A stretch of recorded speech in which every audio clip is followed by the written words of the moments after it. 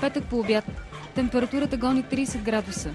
Южният Варненски плаж ще се пръсне по шевовете. Къпа ли се днес в морето? Да, къпах се. И как беше водата? Чиста беше. Водорасли, камъни, миди. Добре. Сега е по-добре от миналото година. По-добре е, да. Доказателство за това, че ситуацията се подобрява, е факта, че тази година друг варненски плаж беше отличен с престижната награда Син флаг. Вече имаме син флаг, което е едно сериозно постижение. Освен това е показател за чистотата на акваторията тук на Варненския плаж. Отличената плажна ивица се намира на по-малко от 500 метра от южния плаж. Какво означава това? Няма как в съседство плажа да има син флаг, а до него другия да е с отрицателни показатели или толкова лоши, че да бъде затворен. Най-вероятно още до година южният плаж във Варна ще бъде изваден от черния списък на Еврокомисията.